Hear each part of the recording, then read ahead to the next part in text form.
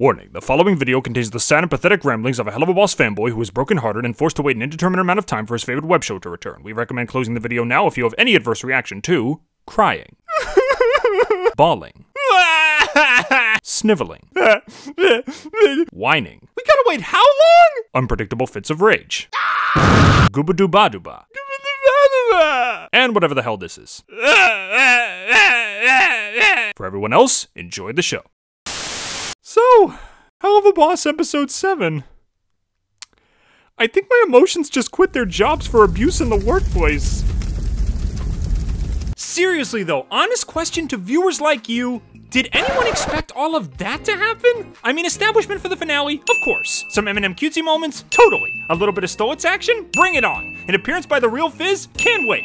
Playing roulette with my feelings until my heart literally goes bust? Nah, no dice, Chief. That is not what I signed up for.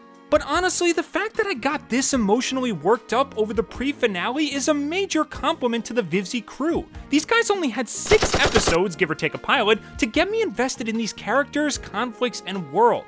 All of which was planned to culminate in this one single tantalizing adventure. This one massive emotional gutbuster where everything comes together. And if they failed, it could have easily just been like, whatever. And after just 1 year of production to the day, they not only pulled it off, they landslide pulled it off. This little show that's black and white and red all over has completely and utterly won me over. Characters, feelings, and all. Leading to episode 7 being one of the most insane emotional roller coaster rides I've been on in quite some time. Please wait until the car has come to a complete stop. And stop crying. And it's all thanks to the amazing work of these awesome, passionate creators. You guys really are indie animation legends that we can all learn from. Y'all earned that money, that fan art, those millions of views, and you've earned all of our tears. Though, don't expect me to send all of mine to you. The shipping cost would be more than my net worth. And the best part is, they're not even done yet. Not only do we have a sure-to-be amazing season finale coming in a few months, but the crew has hidden plenty of hints and tidbits and unanswered questions within the woodwork of this episode. A quantity of questions that couldn't possibly be answered in just one episode unless they rush it, meaning that when an inevitable season 2 rolls around, we're gonna be pelted with even more feels grenades and bone-shattering reveals that are sure to be just as insane as this was. But we'll worry about that when the time comes. For now, it's time to review the current bona fide feels classic that has rocked the fandom to its core. In more ways than one. Let's take a look at Helluva Boss episode 7, Aussies. The episode starts off with Moxie, Millie, and Blitz going open season on a bunch of innocent lumberjacks. I know this is just meant to be a fun scene to kickstart the episode, but I'm actually curious who commissioned that kill. Did the Lorax do it as vengeance when he finally kicked the bucket? I speak for the trees, and the trees say suck it. We then find out that Moxie, the suave little imp that he is, actually booked Eminem for a 1-year anniversary dinner at the Lust Ring's most exclusive joint, Aussies. Blitz goes full third wheel and tries to invite himself, much to Moxie's repeated objections, and he pretty much spends the entire evening stalking Best Couple for his own selfish reasons. And the rest of the episode involves his complete downward spiral into a state of depression and one of the most real, painful portrayals of self-loathing I've seen from a show in a long time. But we don't have to talk about that right away. Let's start with some fun stuff, like how freaking precious and adorable Eminem are. I have been waiting very patiently for a Moxie and Millie episode to air, and while technically this is more of a Stolitz story with Eminem just acting as a contrast for story reasons, I don't care. I've been holding in my love for this ship for 7 episodes, and I'm cutting them loose. Moxie and Millie are an anomaly of the absolute best kind. They're portrayed as the most healthy couple in the show by far. They care about each other, they support each other, they work together as a team, they listen to one another, they kiss, they cuddle, they stare longingly into each other's eyes. They're precious, they're cute, they're adorable. Precious, cute, and adorable are all the same thing, but I don't care. They are just marriage goals with a side of ice cream, and I eat that stuff up with hot fudge and gummy bears. I love this couple to absolute pieces, and the only reason I call them an anomaly is because that's what they are. Not only is it super rare to see such a passionate, affectionate, Morticia and Gomez-style romance in an adult cartoon, which usually include couples that are less functional than a campfire and a kiddie pool, but to see this sort of relationship in hell of all places is even more rare.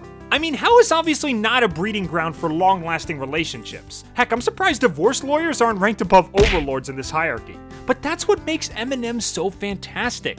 They're like a beacon of light, a comforting reminder that even when you're trapped in the most sinful, harsh, judgmental environment, a happy, loving relationship can not only survive, but thrive.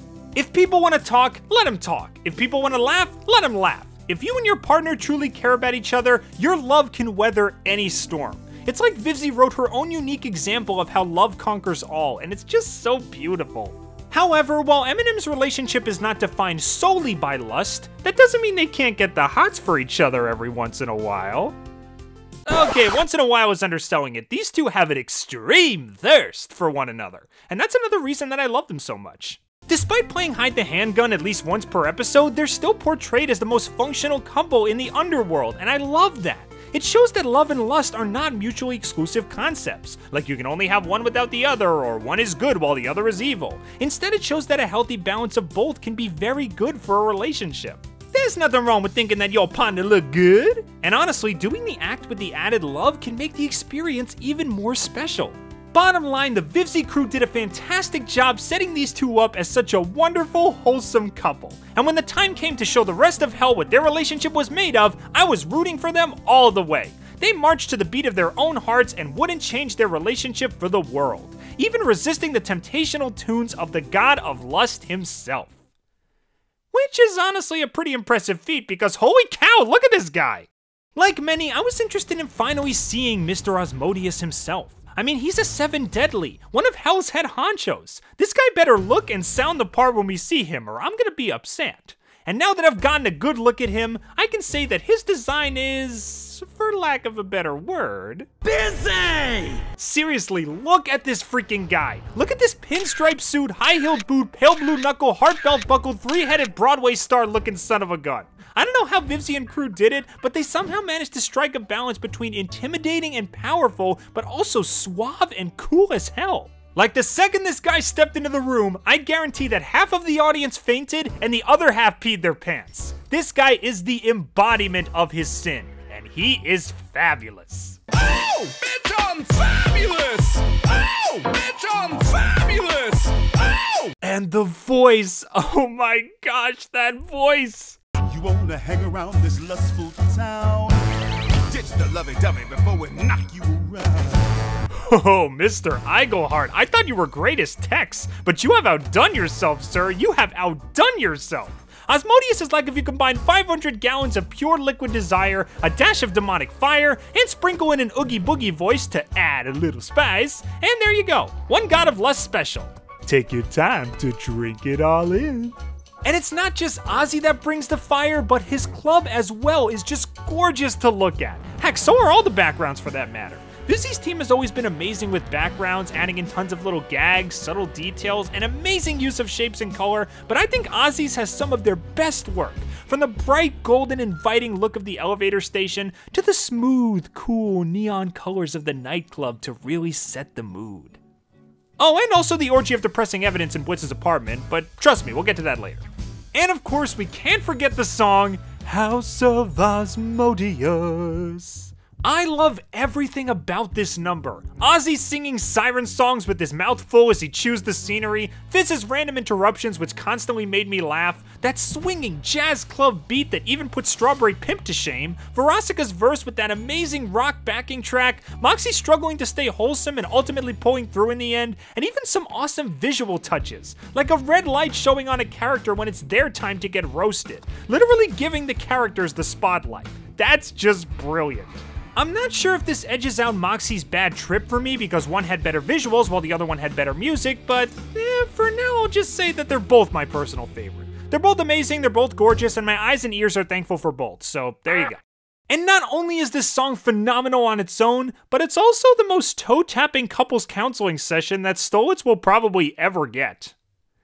Speaking of which, let's talk about these two.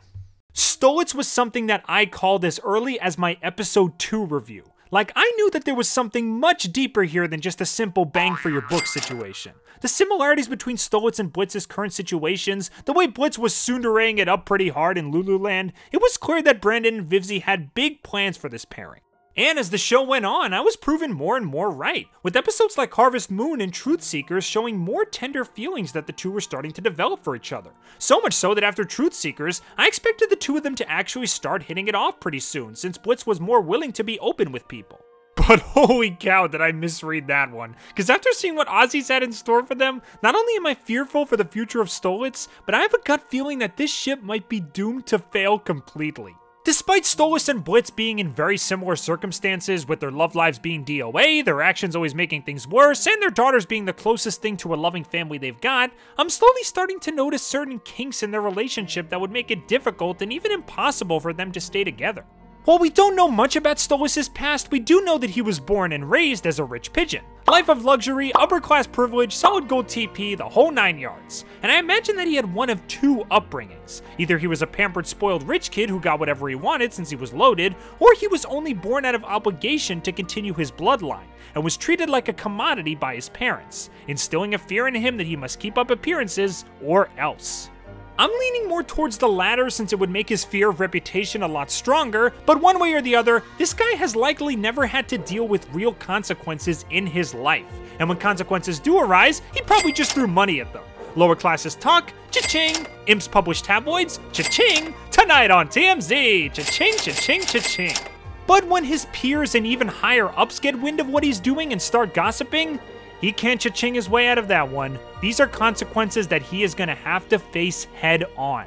And during that one fateful night at Ozzy's, when he's put in the spotlight, forced to choose between standing up for his love and preserving a little dignity, he caves. And Blitz is clearly broken-hearted. And you can't even say that this was a simple impulse reaction out of shock, because the one time that he tries to comfort Blitz is only after the spotlight is off of them. And even when they're leaving the club, he still blocks his face. This is obviously a big thing with him. Look, I love Stolas. He's cute, he's a dorky dad, he goes full on Hootie when he chokes on food, seeing him in that dashing suit brings a whole new meaning to the term hot wings, and it's obvious that he cares deeply for Blitz on more than just a lustful level. But if his fear of keeping up appearances is as deeply rooted as it seems to be, it could lead to major problems later down the road. For someone like Blitz, who's already got zero self-esteem, past trust issues, and tons of emotional baggage, little things like this will end up feeling like major problems, and a relationship between them won't be able to survive unless Stolas is somehow able to fix this. As for Blitz, we already covered him pretty extensively on this channel. While his full backstory has never been shown, it's obvious from his behavior that events from his past have put him in a state where he pretty much hates himself. He feels like he'll never be good enough to be loved. He's convinced that everyone who seems to care about him is just gonna leave eventually. And in the saddest case, he might think that he actively makes people worse. This would explain all the pictures where he completely crosses his face out, implying that his loved ones would be happier if he was just gone. This is likely something that happened very early in his life. And while he occasionally has inklings of faith that he could love again, his doubts always take over, leading to countless failed relationships. Heck, the whole stalking Eminem thing, which started as a cute little quirk in the pilot, takes on a whole new meaning now. He's so desperate to invade the lives of Best Couple because he just wants to feel that same true love that they have. He knows that he's never going to have a relationship as good as they do because he still deems himself unlovable, but just being within their presence, fantasizing about them, and feeding off those loving vibes that they give off makes him feel like he is in a loving relationship in a way. Yes, that's the saddest thing ever put to paper, but it makes total sense. With Stolas, however, it seemed like things were going to be a little bit different. Blitz's faith in this one was a lot stronger than his doubts, and it caused him to actually start crawling out of the self-defeating sludge for once. He still had some doubts, like maybe this is just some kind of Stockholm Syndrome type deal where he's just developing feelings since he's forced to be around him a lot to get his book, but he still has that glimmer of hope that this one might actually work at some point. But nope, when push came to shove, Stolas made his choice, and he chose his reputation. And that was pretty much all the proof that Blitz needed that the supposed love between them was clearly not there. All the time, he was just treated like a plaything, all his old wounds opening up and reminding him that this is just going to keep happening, and then that final act of Stolas being embarrassed to be around him, it's clear to him now that his doubts were right once again. There's no chance at love here either. Only a plaything, never a partner. I've got a video planned where I break down Stolitz in more detail, and of course an updated part 2 to my Blitz's Life of Lovelessness video, but for now, I once again gotta applaud Spindlehorse for another amazing setup and payoff with this entire relationship. It's sad that the ship is currently sinking and might go full Titanic in the future, but the reasons they give us for why it's failing make complete sense, acting as an effective tragedy and amazing character study for both of them, and I'll be waiting with bated breath for what Vivzie and her crew plan to do with Stolitz in the finale and a possible season 2. Oh man, that was a painful topic to talk about.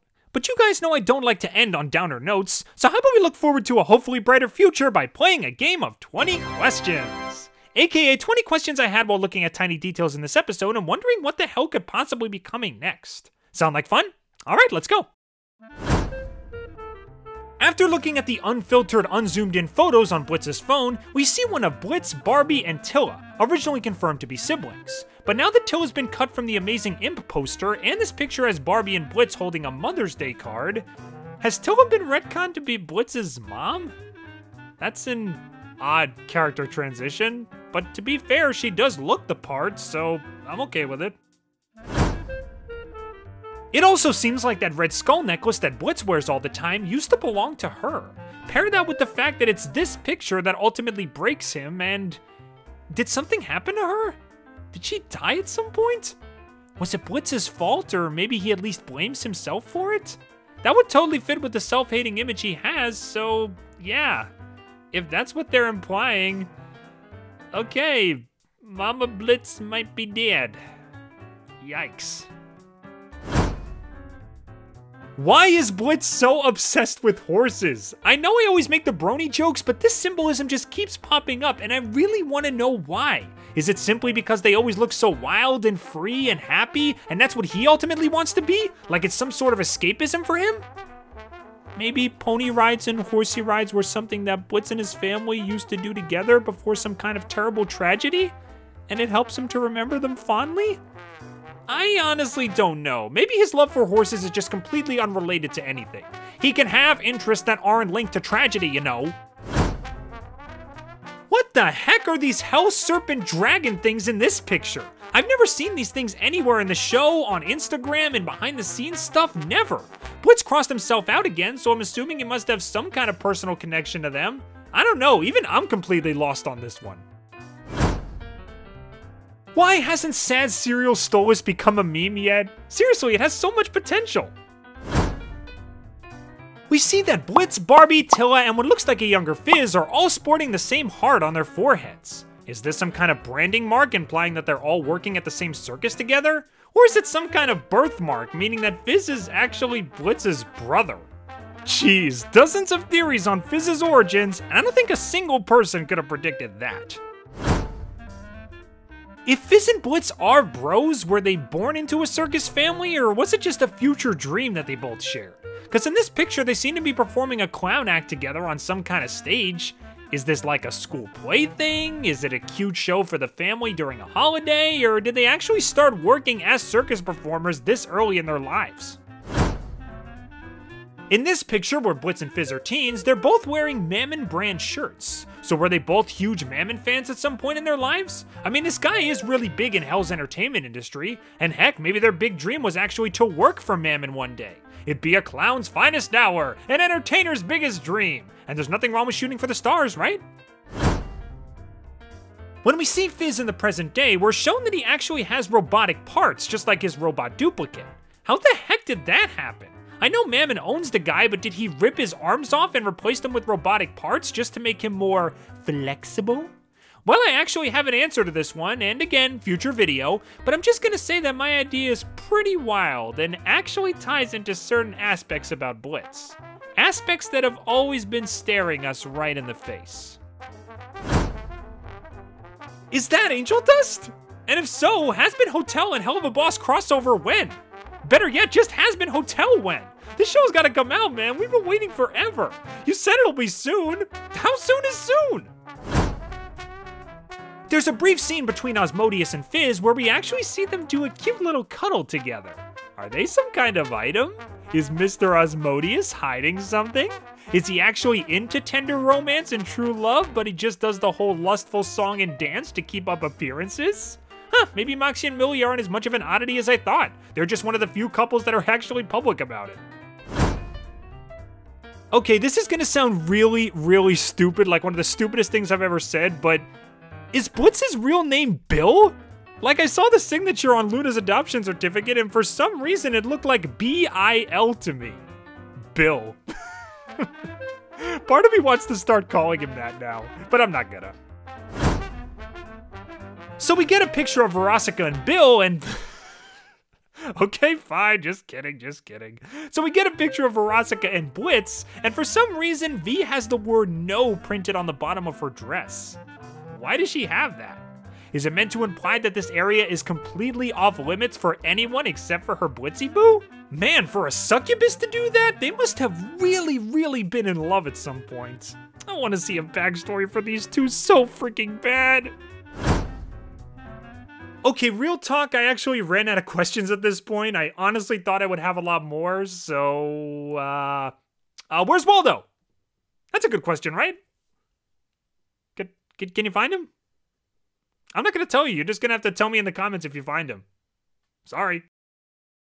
Overall, I think it's safe to say that Ozzy's was truly a thrust with greatness, and an example of how the Spindlehorse crew are masters of setup, payoff, and emotional investment. The visuals are loaded with detail and atmosphere, the voice acting was top-notch as always, the song was swinging more than Ozzy on a pole, and the insane amount of positive and negative emotions that all hit and hit hard was just an absolute treat.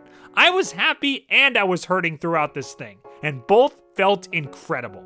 You've won me over yet again, you hellish developers, and as much as I'd love to say that this is my new favorite episode, I honestly can't. I still think Truth Seekers is better. It just had that perfect balance of everything that makes Helluva Boss spectacular, like it's the definitive episode of the show. This one does incredible with characters and emotional payoff, but Truth Seekers does all that and then some, so I just can rank this one higher. However, it is better than Lululand. Lululand had some great emotion too, but instead of only having one episode, this one had 6 episodes worth of build up to its emotion, leading to a much more satisfying payoff in my eyes.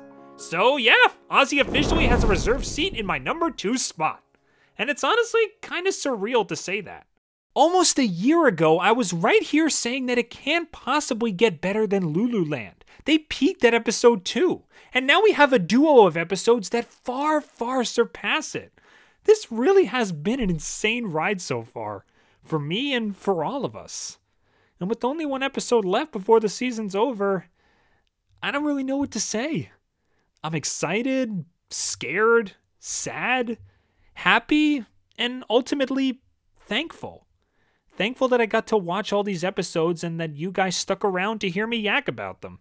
We've had like 15,000 people join us because of this show, and you're all so nice and motivational, and I honestly don't deserve you guys, and I think the food in my oven is at the door.